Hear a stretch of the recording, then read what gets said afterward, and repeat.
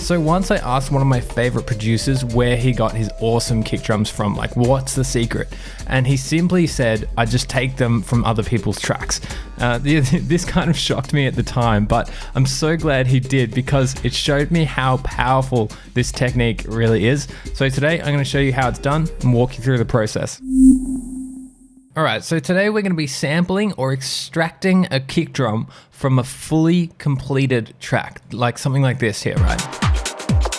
So the reason why this works is due to the qualities of what makes a kick drum. So let's just talk about that for a moment. I just have a regular kick drum here. Let's just have a look at it. You can see this waveform and it's quite long. Its low frequencies are the long ones, right? So if I grab an EQ here and just solo the low frequencies, you can see that the kick drum is quite long in the low frequencies.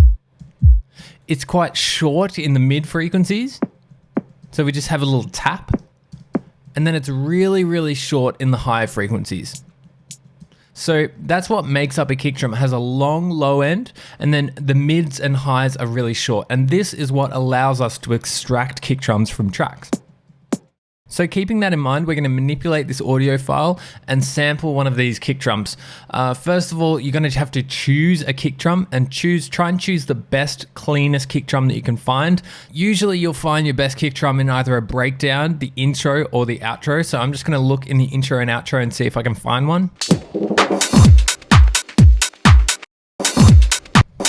So that has a reverse crash over it, so we don't really want that one. And in house music, you got to remember that there's a clap on every second kick drum. So you're not going to want a second or a fourth kick drum. You're going to want one of the first or third ones. So that's a pretty good one here. Maybe we could chop this one out. Chop this one out. I'm also going to look in the outro as well and see if I can find any clean kicks in here.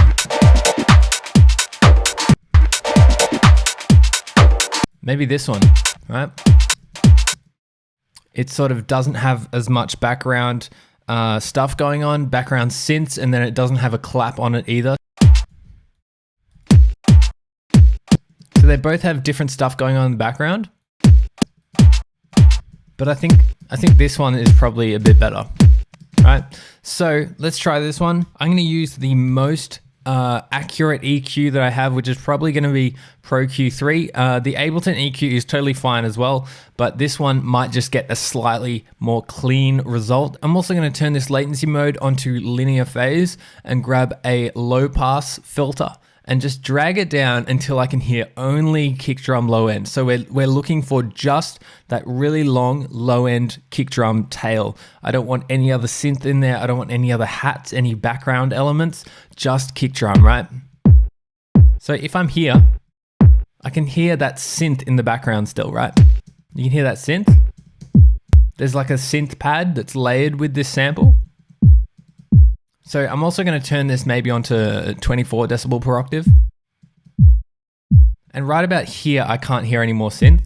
So I'm going to leave that there and go over to my track and actually duplicate it. And so what this does is it allows us to go into this EQ, and I'm just going to flip the shape of this. I'm going to flip it and not touch it. And that's going to create a crossover for us. So these are going to sound smooth and connected. And then I'm going to solo this band and try and find sort of like this mid-range punch area, right? I can hear the punch of the kick drum now. And what I'm going to do is go into the sample here and just shorten it to get rid of that synth sound in the background. Because remember, the mid-range is shorter, the high end is really short, the low end is really long. So we can manipulate the actual length of this clip as well as the EQ to try and remove all of the other artifacts besides the kick drum. So that's kind of a nice range. And then I'm going to duplicate it one more time, flip it one more time over here, go over and flip this again. And let's just listen to this top end here. That's actually pretty good. You could even shorten it a little bit more if you wanted to. But let's play these three together and see how we go. And that's pretty much the kick drum, right? Really simple, easy to do.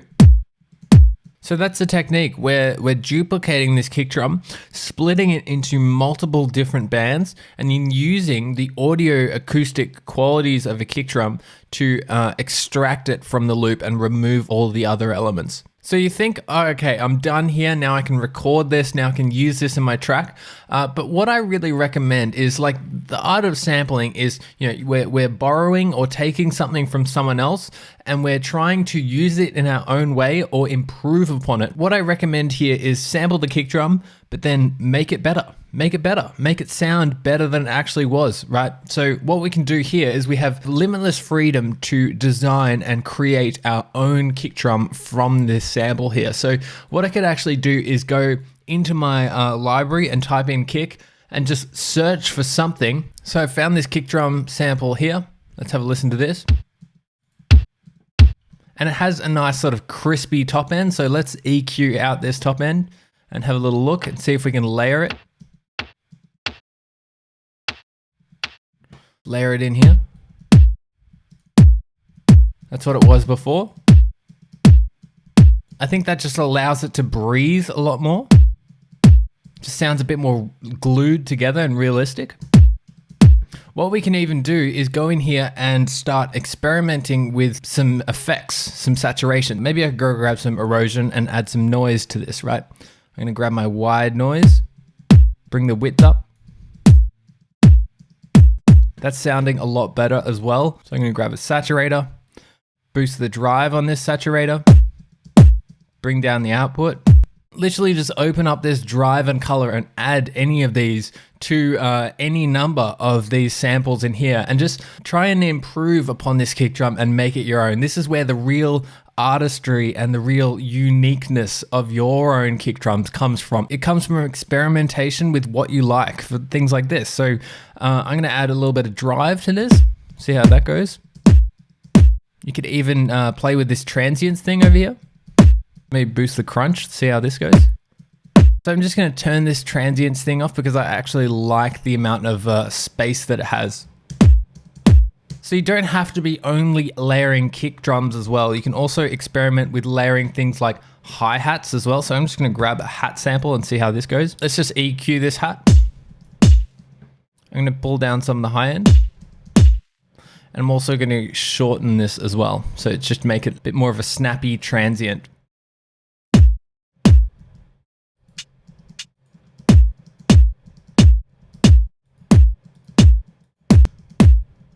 You could add some reverb to this if you wanted your kick drum to occupy some space in your track. You could even group this whole thing and add a little bit of gentle saturation to the whole thing just to glue all of the elements together. You could add some limiting or clipping if you wanted as well. Another great idea of things to layer with your kick drum are Foley sounds. It sounds awesome when you have those natural organic Foley textures layering with your kick drum. If you want some Foley sounds, we have a free Foley sample pack on the EDMProd website, so I'll leave a link in the description for that one. Now I'm just going to pull up a new audio track here, and I'm just going to put this onto resampling mode and just record this whole kick drum. Just record it. So let's just go hit record here. And now we have our own new kick drum that we've created ourselves. So I'm just going to collapse this group and go over here and name this Awesome Kick. So now I can go ahead and save this in my user library over here, or export it, or do whatever I want with it. So this is really the art of sampling kick drums. It's not only just ripping them directly from tracks, but it's taking them and improving upon them and adding your own unique element to it. This technique really changed the game for my tracks personally, so I hope that you've learned something. If you have any questions today, feel free to ask me in the comments below. If you did enjoy the video, remember to like and subscribe to the channel. Otherwise, thank you so much for hanging out. I'll see you in the next video.